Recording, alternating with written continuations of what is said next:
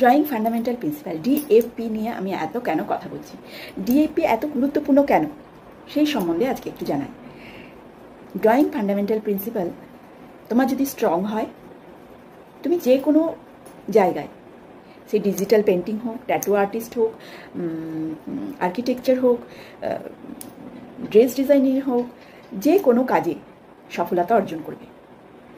তোমার যে কোনো সারফেস হোক, যে কোনো টুল হোক, তোমার ড্রয়িং ফান্ডামেন্টাল প্রিন্সিপাল যদি স্ট্রং হয়, লাইন, পার্সপেক্টিভ, ভ্যালু, এইগুলো যদি তোমার স্ট্রং হয়, যে কোনো সারফেসে, যে কোনো টুল তোমাকে কোনো রকম বাধা সৃষ্টি করতে পারবে না।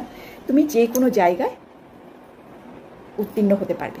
সেকেন্ড কারণ হচ্ছে, ধরো ড্রয়িং করা বন্ধ হয়ে গেল, পড়াশোনার কারণে হতে পারে, ক্লাস 10 দিচ্ছ কি 12 দিচ্ছ, চাকরির চাপ হতে পারে, বিয়ের পরে বিভিন্ন প্রবলেম হতে পারে, নতুন জায়গা, বা বেবি হওয়ার পরে বিভিন্ন রকম প্রবলেম থাকতে পারে, তোমার ড্রয়িংটা স্টপ হয়ে গেল।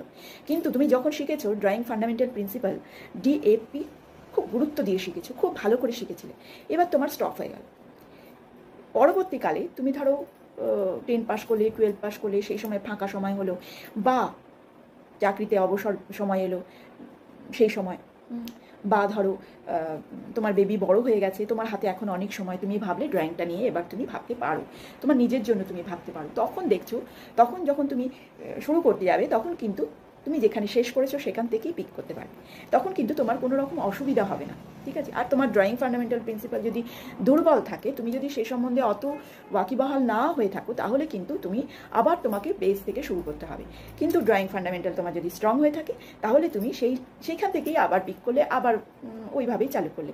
যেমন ধরো তুমি যদি সাইকেল চালাতে চালাতে বন্ধ হয়ে গেল, বহু বছর পর তুমি সাইকেলটা নিয়ে দাঁড়ালে, তুমি কি পারবে না চালাতে? তোমাকে কি আবার সেই প্রথম থেকে 7-10 দিন ধরে আবার চালাতে করতে হবে? তা তো নয়।